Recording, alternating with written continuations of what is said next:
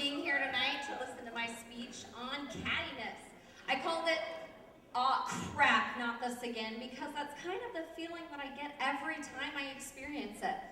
And I liken a lot to Dwight Schrute's experiences in finding his calculator and his stapler and his bobblehead in Jell-O molds.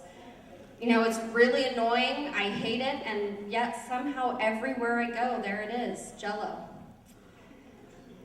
I have this question, I really want to know, where does this cattiness begin? And I have this feeling that because from a very young age, we're kind of fed these stories, these fairy tale stories about princesses and how only one girl can be the winner, the princess, the best, that the rest of us felt like we're the mean, ugly stepsisters if we're not the princess. And so it kind of puts us in this position of being in competition with one another. And when I was little and I saw this story, I didn't quite understand what their problem was because she was doing all their chores for them. And then when I realized she was the only thing standing between her and her prince, it kind of became a little more clear. Here we have a standard picture of Tinkerbell fighting with Wendy, and I think that she's a little bit irritated that she's about to be stepped over and Wendy's about to be promoted by being the mother of the boys. And, you know, Tinkerbell couldn't just express her feelings. She felt it was better to, I don't know, shoot Wendy out of the sky or have her drowned by the lovely ladies at Mermaid Lagoon.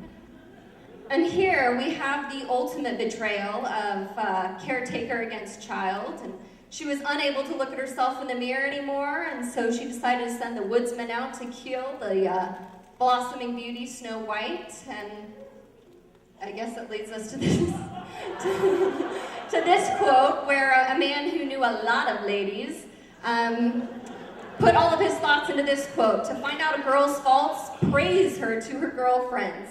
And you know, that point kind of hit me hard and reminded me of this movie, of Mean Girls, and what they decide to do to each other in high school. And it's really not all that different to what we do to each other in the workplace or parent-teacher organizations. And it reminded me kind of the absolute worst.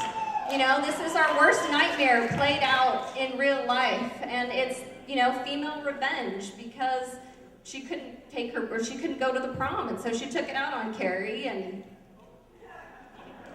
I really wish I had my note cards up here right now. So the guys over here told me that if I forgot my points, that I should just scream, "Go Boise State!" really loud. These ladies right here, they have to make their points strongly. If they don't, they lose their jobs. But when they did so in this particular discussion on Fox News, they weren't labeled as strong advocates. They got the slap in the face, the label of catfight. Unfortunately, a lot of times this happens in soccer games, and instead of being labeled with, you know, a more appropriate athletic term, they got another slap in the face, the cat fight. This is one of my favorite slides, and while I personally think that Katie Couric did a great job in the Sarah Palin interview, you know, public has decided that it's been this embittered, battled fight. And that is something that nobody is ever going to let go of. And rather than continue that idea on, I prefer that we really think about what's important, and that the truth is that these princess stories are a lie. They're just that. They're a story, no different than Dwight Schrute and Battlestar Galactica. And if we can remember, well, hey, if you don't, if you're looking for a group of ladies who are not catty and interested in leadership in Idaho, I would encourage you to attend the happy hour at Go Lead Idaho. And this is where we talk about our call to action. I just encourage all of you to start young, teach your daughters that female relationships can be a positive situation. Encourage other women to absolutely forget the cattiness that has happened to them in the past and move on.